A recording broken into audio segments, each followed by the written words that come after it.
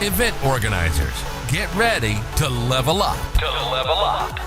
You're listening to the Event Academy Live podcast, where we elevate motivated event organizers. This podcast is brought to you by Fusion, all the event ticketing features and support you need for one low price. Check them out at getfusionsolutions.com. Now, it's time for your host, Jake Sperley.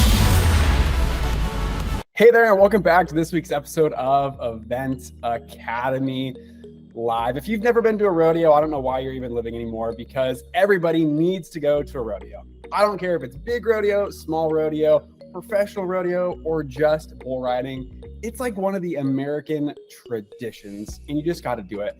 And today, I have the honor and privilege of talking with the chairman and executive producer. She wears all the hats of Idaho's oldest rodeo. Kassi, thanks so much for joining us today. Hi, Jake. Thanks for having me. I sure appreciate it. Yeah, you bet. You know, it's fun. I don't get many people taking me up on the offer from the rodeo side of the business. So I'm really excited because rodeos are like close to my heart. You know, I come from like the fair and rodeo background. I grew up not in rodeo, but you know, in kind of that culture. I love rodeo. So I'm really excited to be talking to you today. And Idaho's oldest rodeo. I mean, Idaho has some great rodeos going on there. For people that might not know about Idaho's oldest rodeo, kind of catch them up to speed. What's Idaho's oldest rodeo all about? Oh, absolutely. So the full title is Idaho's oldest rodeo, the War Bonnet Round Up. We were established in 1911.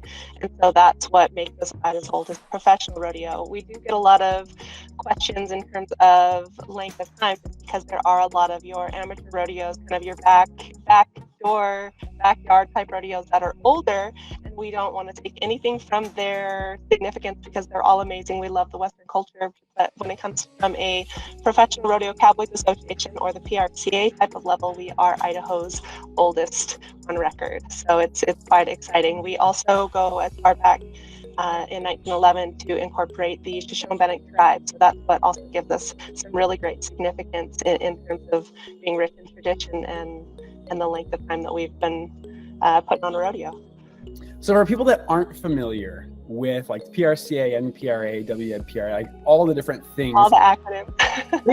think of it like baseball, right? Yes. Baseball, you got like the major league, MLB, and you got like AAA, you know, AA, single A, shorts, like all these different things. Yes. It really is. Like the PRCA is kind of like the Professional Rodeo Cowboys Association. They're what you could say like the big hitters, kind of they're everywhere. And then you could say NPRA is like the AAA, right? They're kind of in the Northwest. They're not as big of rodeos traditionally, but they can be.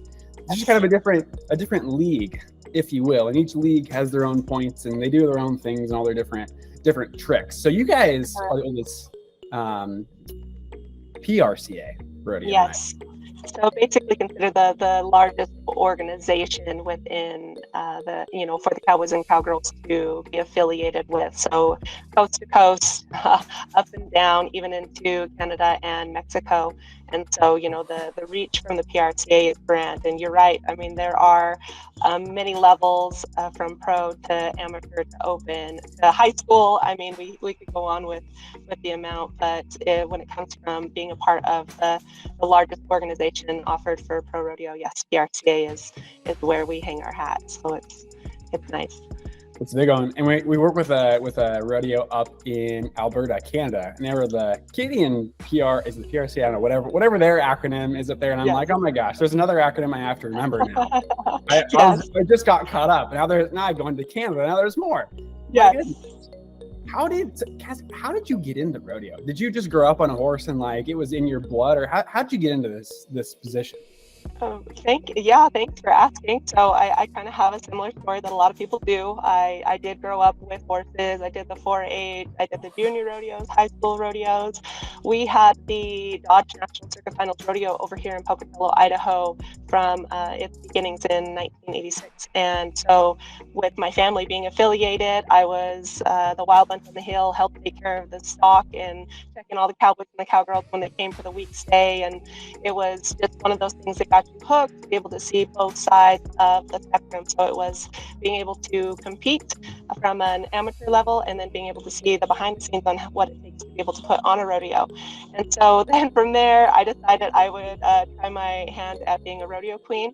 So I was able to, represent from a whole nother level that you have to learn pretty much everything and anything there is to know the ins and outs of the rodeo world, livestock world, what's happening in local and national type of news. Like you have to have a lot of knowledge for possibly using, a little bit of it at the end of the day. Kassi, I have to stop you just for a second. Sure. Because I need to give credit where credit's due.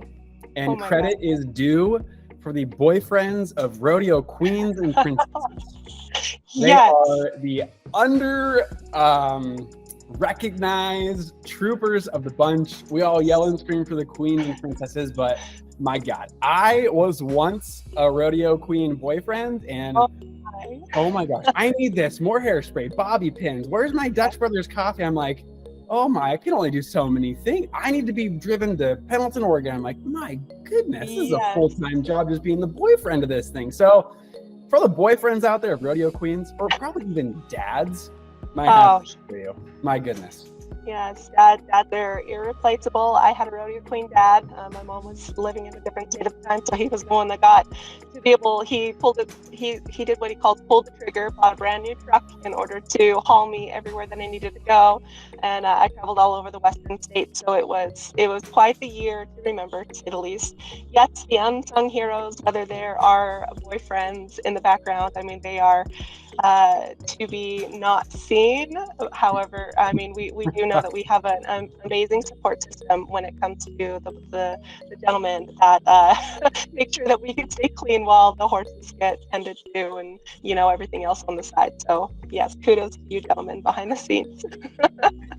It was always funny too, because you totally weren't supposed to be seen. You were totally, but it's like one of those things. Everybody wants you there to do the dirty work, then they want you to just go away and hide like you were never there. I'm like, wait a second, how come I can't ride it on a horse? I did half the work here.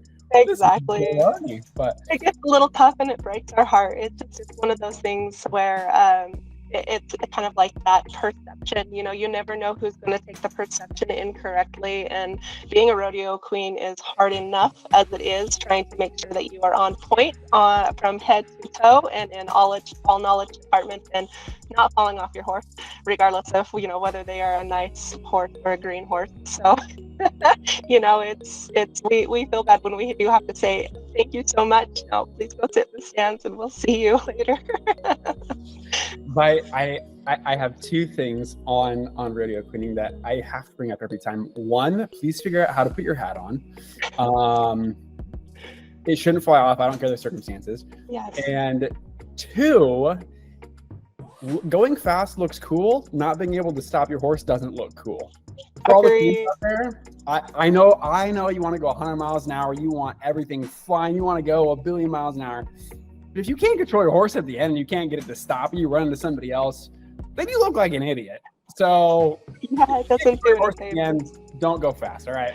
Yes, well, you'll actually know that our flag girls that we have at the War Bonnet Round Up, I incorporate the same learning. I say, don't lose your hat in my arena, bobby pin it, get that toupee glue, whatever it is that needs to be able to keep that thing on your head. And I need you to boogie, but I need you to be controlled and one heck of a horsewoman. So and they do. They come back every year and they just are better than the year before. So it's a thing.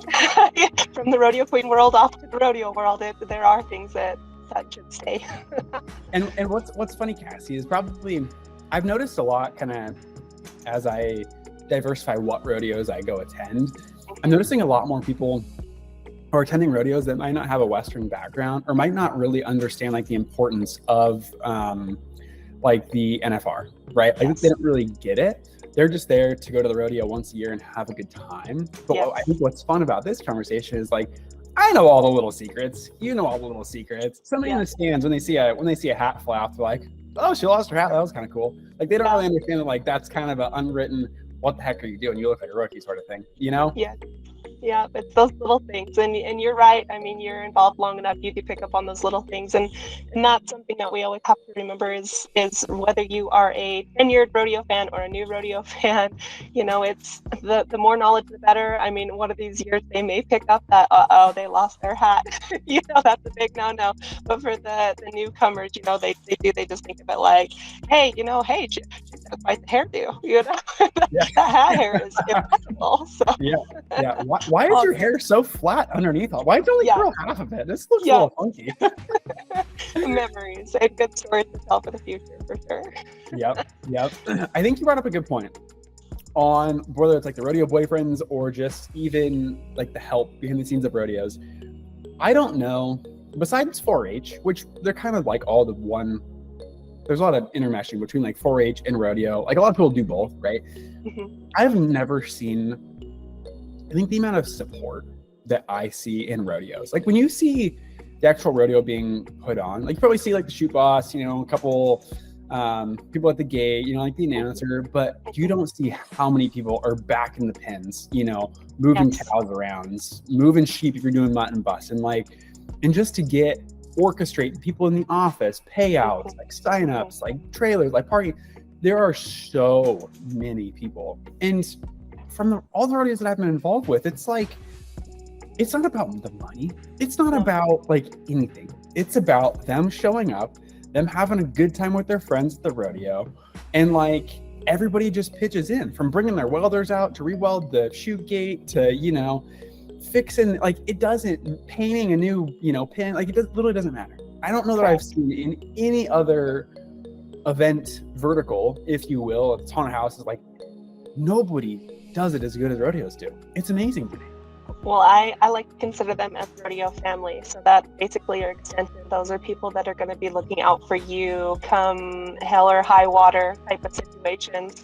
I mean, we've got amazing volunteers that come back year after year, and hoping that they are leaving with just this positive, energetic insight into the event. You know, we want them to be able to bring their families or their friends the next year and show the love and the passion that they have for the event, and hope that they can get their foot in the door and get established in the rodeo world. Because you're right, there's not a lot of events out there that have the same type of people that show up. I mean, that's from your person that's paying the ticket to sit in the seat to the person that's on the strip and shoot or back there getting dirty, separating the cows and the horses and the bulls, you know, for the entire event. That's as easy as the people that are checking in at the gate, to people that are smiling at you at hospitality, just to make sure, you know, you are having the time of your life. So it really takes teamwork to make the dream work, and they are all considered rodeo family. So it's quite the world to be involved with. And it's so hard to describe it to anybody else. You know, it's just one of those things where it's really hard to describe. I think you have to live it, right? I mean, it's hey, come on out, let us show you what we're about. We would love for you to enjoy it and learn it firsthand and really see what we're talking about, so that you go, oh, that's what this is. And I mean, we always welcome the news that want to learn the way of the Western and the rodeo industry. But before I go a different idea route here, I have to say this, that so many people see some of the events and they're like, oh my gosh, rodeos abuse animals. I'm like, which part of me can sympathize for that, because if you don't know, you don't really know, you know? Mm-hmm. But if you saw and you went to a stock contractor's lot, you went to their farm, you would see these, you know, bulls or calves, whatever they are, getting treated just like they were their own dog inside their house. I mean, not even to mention like the care that they receive at the rodeo grounds too. Constant water, feed, like somebody's pretty much always watching them. When they go home, like they're transported in a nice freaking limousine basically back to their house, right? They're not jammed in like sardines in a can. Like they can, you know, move around. Like it's not a bad living environment. They get fed so well.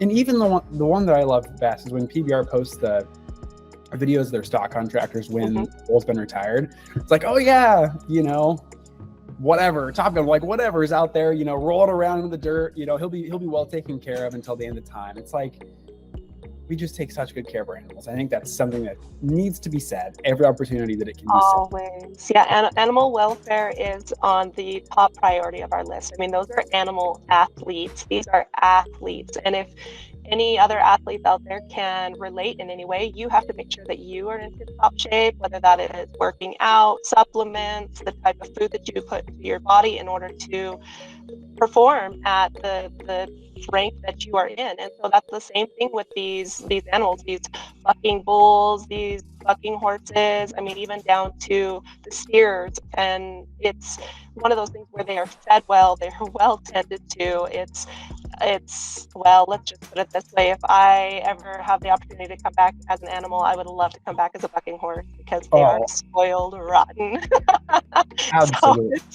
So they're half the points, right? Like at the end of the day, they're half the points the ride.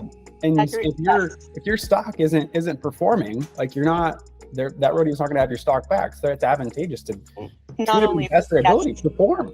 Stock and contestants in general. So you're 100% on that. It's 100 points possible, and 50 points go to the animal and 50 points go to the contestant. And so yeah, it's if your stock isn't performing, those cowboys aren't going to want to come back and perform on that stock if they're not up to par. And so that Born to Buck program and having that as a natural thing for these animals to do is I mean, these are pretty high quality bucking animals that love their job. So it's a thing. I could talk for on and on and on about the stock and all that. We only have a limited amount of time as always, but I want to talk about how do you market your rodeo? Because here's what I see. I see a lot of rodeos, they get fortunate, like Moala, St. Paul, Pendleton, like they don't need to do a lot of marketing, right? Mm-hmm. It's like, we are the St. Paul rodeo, right? Like, if you don't know about us, who even are you? Like, you don't have to do much, right? How do you go about marketing your rodeo, or do you even have to market your rodeo? Well, so yes and no. Idaho Falls, we do tend to be able to bring in a lot of, like local towns per se, right? Well, we're very heavy into making sure that the local market is well aware that we are coming up, and they usually have it on their calendar anyway. We're a yearly event, so they know. As for outreach, we do get involved with our chamber to make sure that they are on board for any of the type of newsletters or marketing that they may be pushing for the summer events. We are affiliated, like we're basically ran by the Parks and Rec Department of Idaho Falls, and so like the City of Idaho Falls and the Parks and Rec Department also have newsletters and things that go out that show when our event's coming up. We are also on board with, I think it's Keaton marketing or something along those lines to be able to help reach even further into kind of like those Wyoming borders. And then we've also got reach into our surroundings. So Montana, we used to co-sanction with Montana until our purse got too big. But Montana is aware, Utah is aware, so we're also a part of the Wilderness Circuit Finals. So that is easy marketing in terms of Utah and Nevada area. And so it's just, we do Facebook, TikTok, Instagram, and then we've got our website as well to try and keep people up to date as to what's happening in terms of marketing. Yeah, that's awesome. I think some people try and do you guys do like paid Facebook or Instagram ads at all, or no? Every once in a while. So we'll kind of push. What's interesting about our area is we kind of call it a last minute zone, because there's a lot of people that will want to come, like, hey, we don't have anything to do, so it'll be last minute, that they decide they want to come along. But that's usually, so we'll start, if we're doing any kind of paid advertising, will usually be around this time, February, March, April, and then it gets the word out, and then that way everybody's pretty much, planning by those last minute details to come along. So that's knowing who our barrelman is, who our specialty act, what our specialty act is going to be, those little insights that are not a yearly reoccurrence that kind of changes up our production a little bit. Yeah. And how many people normally attend your rodeo every year? if you don't mind me asking. No, that's totally great. So we have a max capacity of about 4,000 people each night. And so, I mean, if you look over that spring, so we're looking at about 12,000 people that come through our gates over the course of 3 days. That's awesome. Yeah. And so you guys do one a night. You don't do a matinee during the day at all. Well, we do we don't do a matinee, but we do Slack. So Slack usually on Thursday. That helps us make sure that our boards are on, doing the correct things, or mics are on speakers, that sort of thing. And the cowboys and cowgirls can move on to those other rodeos that they need to do as well for the rest of the weekend. So for all the non-rodeo people listening, Slack is like basically, think of, there's only so much, a rodeo can only be so long, right? I mean, Yes. well, it can be longer, but do you guys usually shoot for 2 hours? Yes, Okay. 2 So hours. you want your rodeo to be about 2 hours long. Mhm. Inevitably, if you're a good rodeo like you guys, you have more contestants than you really have spots available to fit into that 2-hour block. So they do this thing called Slack, which is basically a rodeo without the audience before the actual rodeo. Yes. It's like their points still count, right? Like they're still entering the end of the win the purse. They're just not in front of the crowd. So it allows like cowboys, cowgirls the opportunity. Because frequently there's rodeos on the same day, right? Same night. So you can hit both. So you can hit Slack at one and the main perf, at the other one. And it really helps everybody, get more rides in, get more opportunities, get more, part of it too is just getting like the reps in, especially for the new cowboys and cowgirls, right? Like the more reps you get in, the better they're off. So that's what Slack is. It's rodeo without the audience before the actual. Precisely. You nailed it. See? My gosh. You got if you it. need help, you just call me up. What am I here for? You've got all the knowledge. The last thing I want to talk about before we wrap this thing up, I could talk for hours and hours and hours with you. I'm positive of it. But tell me about how you guys run your beer garden. Every rodeo does beer gardens a little bit differently, and I just have to know how you guys do it. Sure. So Kassi Satan is I call her the queen of hospitality, and she's the one to make sure that you have access to a beer garden in any location of the grounds. So you have a nice beer garden or a bar scene over by hospitality. You've got one underneath the grandstand for the American Legion. We'll make sure that you are set up with nice cold beer. And then we've got a couple Coke. They say Coke, but they're for one and for all, where you can pick up a nice cold beer, and there as well on all avenues of the rodeo ground. So no problem getting a nice cold drink on a hot August night over at That's the right. War Bonnet. Do you guys? I'm curious. Do you guys do cash and card, or have you guys went into like the token or the chit? Well, so yeah, you purchase. We have specific like coins that you can either spend or keep, because they really make nice keepsakes, and so they're good, pretty heavy, like significant War Bonnet Round Up to be able to do tokens after you will get ID'd, and then of course purchase however many that you're wanting for the evening. Yep. So for those of you that don't know the token system, you basically say, hey, a beer is 1 token, right? But before you do that, you have to go to a booth. Some people call them tokens. Some people, my local rodeo, Gene Per Rodeo, they call them chits. CHITS. I'm not cussing, I swear. It's the first time I heard it, and I'm like, what are you guys doing? Yeah, no. Call them chits. Anywho, so you exchange like $5 for one token, and that 1 token you can go exchange for a beer. Yes. So for your event organizer folks that are listening, great way to increase profitability and speed up lines. So a lot of people, they'll like buy 10 tokens, they'll only use 8, and then they just throw the other 2 away, or they lose them or whatever. So it really is kind of not a hidden trick. Everybody knows it, right? To get more money out of the patrons. You're also getting your money up front, not way at the end. And just when people want a beer, they want a beer now. They don't want to wait. They want a beer now, right now. My Coors Light, mountains get the Rockies got to be blue. Like, I need it now. Yep. So it's quick to just throw them your token, grab your beer, you're off to watching the Bulls again, right? Yes. So, not missing a piece of action. Right. Always curious. Kassi, if there was one thing you wish you would have known before you got into this role, or maybe one piece of advice you could leave to the listeners today, what would that be? Well, I would say to just enjoy the ride, because there's always something out there to be able to watch, enjoy, and partake. When it comes to rodeo, it's a memory that is irreplaceable, and it's a family event, and so it's something that you can take your family to and have those memories for generations to come, because we have generations upon generations of families that come back and are a part of our event, and so that I think is a legacy in itself.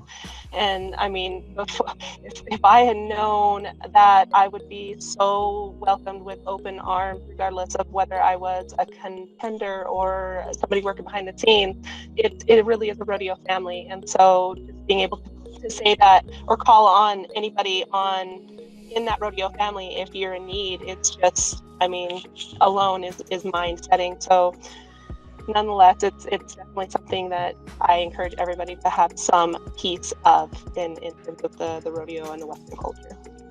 Absolutely. Buckle up. It's always a wild ride in the events world. And if you haven't seen rodeo in the past 12 months, I don't know what you're doing. Go find a local rodeo, grab a cold beer, and go enjoy your rodeo. Kassi from the Idaho's oldest rodeo, thank you so much for joining me today. I love this conversation. Oh, Jake, this has been an absolute delight. Thank you for having me so much. And again, yeah, we could talk rodeo probably for hours, just to put people to sleep, but they might find something intriguing. So, maybe stay tuned, maybe a part 2 later on, and we could deep dive into all sorts of things. We could totally do a part 2 after this rodeo, and we can catch up. Because if the listeners don't enjoy it, I don't really care. I enjoy it, and I'm sure you enjoy it. So with that, we'll leave them with this until part 2 comes around. Thanks so much for listening to this week's episode of Event Academy Live. We'll see you next week. Thank you for listening to the Event Academy Live podcast. This show is powered by Fusion Event Solutions for the modern event organizer. Don't forget to like, rate, and review. We hope you enjoyed the show. Until next week, keep leveling up, fellow event organizers.